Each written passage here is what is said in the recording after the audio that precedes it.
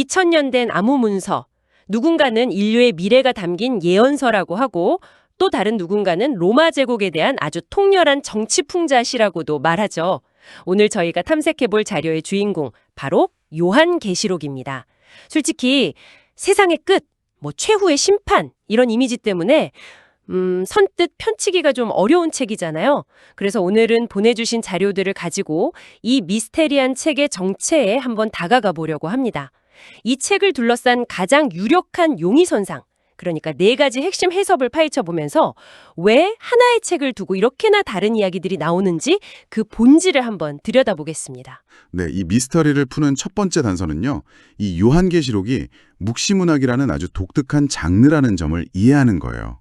이게 뭐랄까, 1세기 독자들한테는 굉장히 익숙한 소통 방식이었는데 오늘날 우리한테는 정말 낯선 거죠. 묵시문학이요? 네, 묵시문학은 그냥 미래를 예측하는 게 목적이 아니에요. 극심한 고난과 박해를 겪는 공동체에게 지금 당신들이 보는 이 세상이 전부가 아니다. 이 현실 너머에는 선과 악의 거대한 영적 전쟁이 벌어지고 있고 결국에는 정의가 승리할 것이다.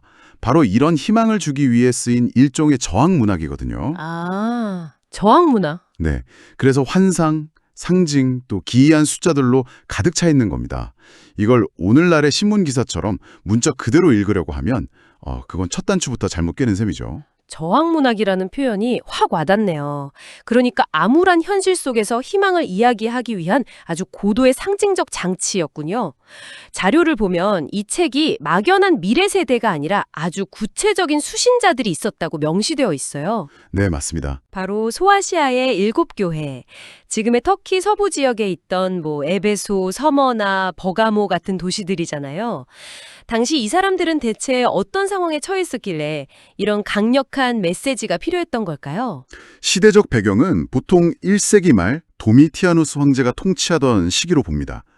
이때 로마 제국이 황제를 주님이자 신으로 숭배하라고 강요하기 시작했어요. 이건 기독교인들에게는 신앙의 근간을 완전히 뒤흔드는 문제였죠. 그런데 박해가 단순히 예수 믿으면 감옥 간다 이런 식의 직접적인 폭력만 있었던 게 아니에요. 자료에 따르면 더 교묘하고 일상적인 압박이 훨씬 심했습니다. 일상적인 압박이라면 구체적으로 어떤 것들이었을까요? 예를 들어 당시에는 상인이나 기술자 조합, 그러니까 요즘으로 치면 길드 같은 조직이 굉장히 중요했거든요. 그런데 이 조합의 모든 공식 행사는 로마 신들에게 제사를 지내는 걸로 시작을 했어요. 아, 모든 행사가요? 네, 황제의 동상 앞에서 절을 해야만 거래를 틀 수 있고 사업을 할 수 있는 거죠.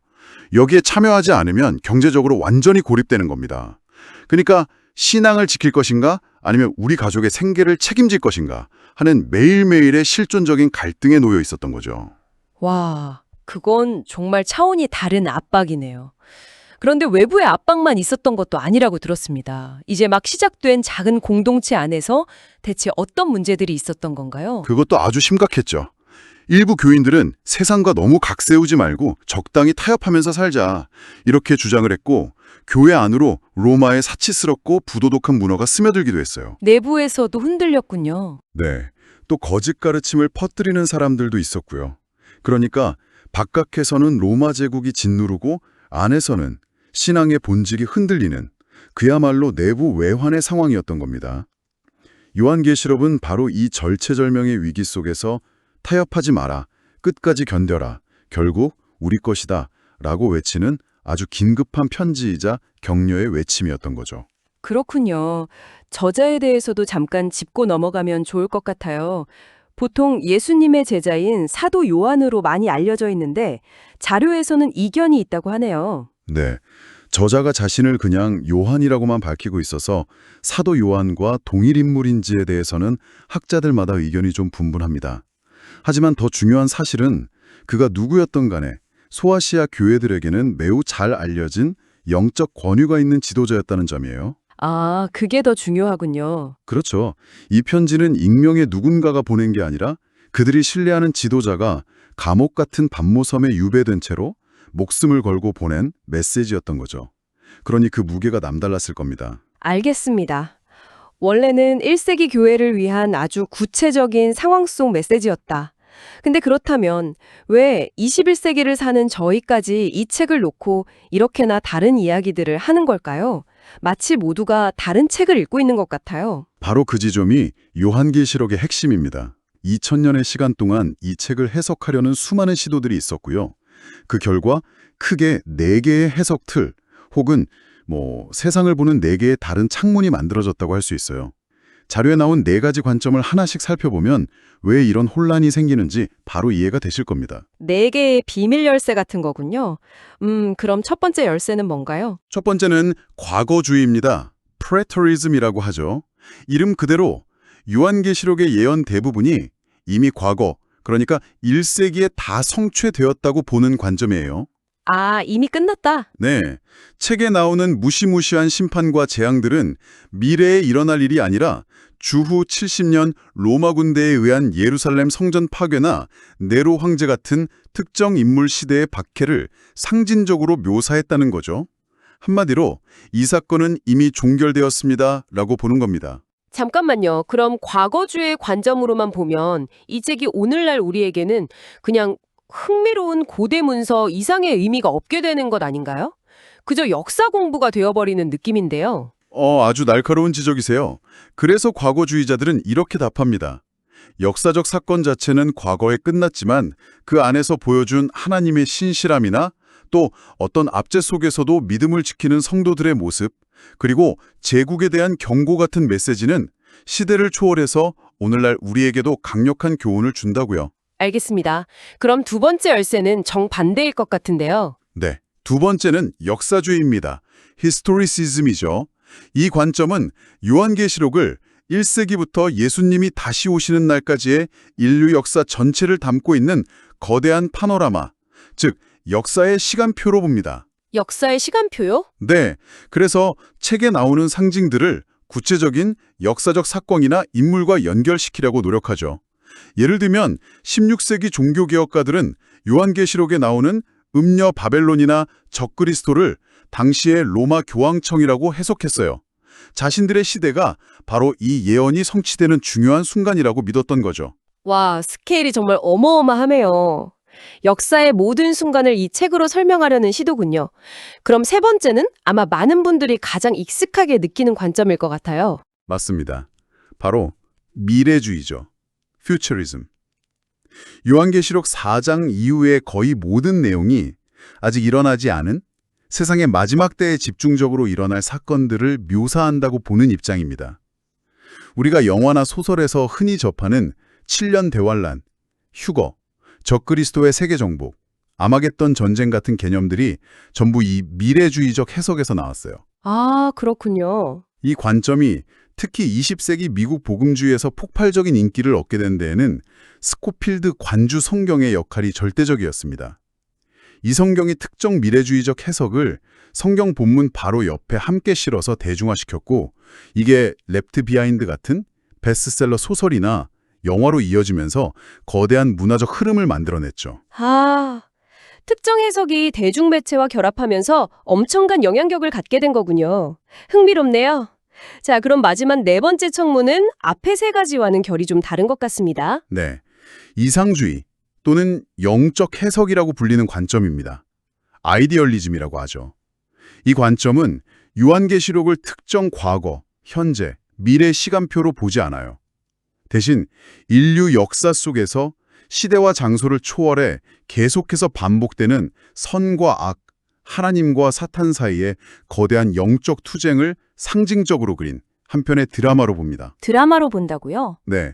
그래서 이 책은 1세기 로마에 살던 교인에게나 16세기 유럽에 살던 교인에게나 21세기 오늘을 사는 우리에게나 동일하게 적용되는 보편적인 영적 원리를 담고 있다고 해석하는 거죠. 특정 사건 예언이 아니라 영적 진실에 대한 이야기라는 겁니다. 와, 정말 대단하네요. 같은 책을 놓고 이미 끝난 과거사다. 인류 역사의 전체 지도다. 곧 닥칠 미래에 대한 경고다. 시대를 초월한 영적 드라마다. 이렇게 완전히 다른 이야기를 할 수 있다니 이러니 혼란스러울 수밖에 없었겠어요. 바로 그 점이 요한계시록 해석의 복잡성이자 깊이라고 할 수 있습니다. 그리고 이 네 가지 해석 관점과 얽히면서 논쟁을 한 단계 더 복잡하게 만드는 주제가 하나 더 있어요. 바로 논쟁의 중심, 천년왕국에 대한 이해입니다. 아, 천년왕국. 들어는 봤는데 정확히 뭔지는 잘 모르겠어요. 자료를 보니 이것도 입장이 세 가지나 되던데요. 간단하게 설명해 주실 수 있을까요? 그럼요. 요한계시록 20장에 그리스도가 사탄을 결박하고 1000년 동안 다스린다는 구절이 나오는데 이 1000년을 어떻게 해석하느냐에 따라 크게 나뉩니다. 첫 번째가 전천년설이에요. 프리밀레니얼리즘. 전천년설. 네. 이름이 조금 헷갈릴 수 있는데 재림이 기준점이라고 생각하시면 쉬워요. 이 관점은 예수님의 재림이 천년왕국 전에 프레일어난다고 봅니다. 즉, 세상 역사가 점점 악해져서 대환란의 정점을 찍을 때 예수님이 지상에 오셔서 악을 심판하시고 그 후에 이 땅에 문자 그대로 천년간의 평화왕국을 세우신다는 거죠. 미래주의와 보통 짝을 이루는 견해입니다. 세상이 최악으로 치닫다가 극적인 반전으로 왕국이 시작된다는 아주 드라마틱한 관점이네요. 그럼 다음은 뭔가요? 다음은 후천년설입니다. 포스트 밀레니얼리즘? 이름에서 짐작할 수 있듯 예수님의 재림이 천년왕국 후에 포스트 일어난다고 보는 입장이에요. 전천년설과는 정반대 역사관을 가집니다. 정반대요? 네, 복음이 세상에 널리 퍼지고 기독교의 선한 영향력이 확장되면서 인류 사회가 점차적으로 평화롭고 정의로운 황금 시대를 맞이하게 되는데 이 상태가 바로 천년왕국이라는 겁니다. 전하고 사회가 진보하던 18, 19세기 계몽주의 시대에 큰 인기를 끌었어요. 인류의 발전에 대한 낙관론이 신학에도 반영된 거죠.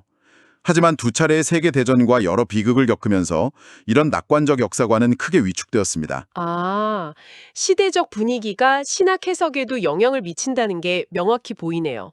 그럼 마지막 세 번째는 전과 후가 나왔으니 혹시 없는 건가요? 맞습니다. 바로 무천년설입니다. 에밀레니널리즘, 무는 없다는 뜻이죠. 이 입장은 천년을 문자적인 숫자로 보지 않고 완전함과 충만함을 상징하는 상징적인 숫자로 해석합니다. 아, 상징적인 숫자? 네. 그리고 이 천년 왕국은 미래에 올 어떤 왕국이 아니라 예수님의 초림부터 재림까지의 전체 교회 시대를 가리킨다고 봐요. 즉, 지금 우리가 살아가는 이 시대가 바로 그리스도께서 영적으로 통치하시는 상징적 의미의 천년 왕국이라는 겁니다. 따라서 별도의 문자적 지상적 천년 왕국은 미래에 없다고 보는 거죠. 이상주의적 해석과 보통 잘 어울립니다. 그렇군요. 결국 천년왕국이라는 하나의 주제를 놓고도 그게 재림 후에 올 문자적 왕국이냐? 복음으로 점진적으로 완성될 황금시대냐? 아니면 지금 우리가 경험하는 영적인 현실이냐로 완전히 갈리는 거군요. 이 모든 논의를 듣고 보니 요한계시록은 정답이 하나뿐인 암호 해독책이 아니라는 게 분명해지네요. 오히려 보는 사람의 신학적 틀과 시대적 상황에 따라 전혀 다르게 읽히는 살아있는 텍스트에 가깝다는 생각이 듭니다. 맞아요. 그래서 요한계시록을 어떻게 생각하세요? 라는 질문은 단순히 성경 지식을 묻는 게 아니라 그 사람의 역사관, 세계관, 그리고 희망을 품는 방식 전체를 보여주는 질문이 되기도 합니다. 오늘 저희는 요한계시록이 단순한 종말 예언서가 아니라 1세기 로마 제국의 압제 아래 신음하던 교회들에게 보낸 긴급한 희망의 메시지이자 상징으로 가득 찬 저항 문학이라는 사실에서 출발했습니다. 그리고 이 책을 해석하는 4개의 다른 창문, 즉 과거주의, 역사주의, 미래주의, 이상주의를 살펴봤고 가장 뜨거운 논쟁거리인 천년 왕국을 둘러싼 3가지 다른 관점도 깊이 있게 들여다봤습니다. 요한계시록은 그 기이한 환상과 무서운 상징들 때문에 우리를 당혹스럽게 만들 때가 많죠. 하지만 이 모든 복잡한 해석의 논쟁들을 걷어내고 나면 그 중심에는 아주 단순하고도 강력한 메시지가 남아 있습니다. 바로 이 세상이 아무리 혼란스럽고 부조리해 보여도 역사의 최종 주권자는 하나님이시며 결국에는 정의와 선이 승리할 것이라는 강력한 희망의 선포입니다. 1세기의 독자들에게 그 메시지가 절실했듯이 어쩌면 불확실한 시대를 살아가는 우리에게도 마찬가지일 겁니다. 그렇다면 우리가 이 책을 통해 던져야 할 질문도 달라져야겠네요. 네, 어쩌면 우리에게 정말 중요한 질문은 이 예언들이 언제, 어떻게, 누구에게 문자적으로 이루어질까를 놓고 싸우는 것이 아닐지도 모릅니다. 대신 이렇게 물어보는 건 어떨까요? 모든 것이 무너져 내리는 것 같은 상황 속에서도 끝내 선이 승리할 것이라는 이 궁극적인 희망의 메시지가 오늘 나의 불안하고 때로는 고통스러운 현실을 살아가는데 어떤 용기와 의미를 주는가 하고 말이죠. 그 답을 찾는 과정이야말로 21세기의 요한계시록을 가장 의미 있게 읽는 방법이 아닐까 싶습니다.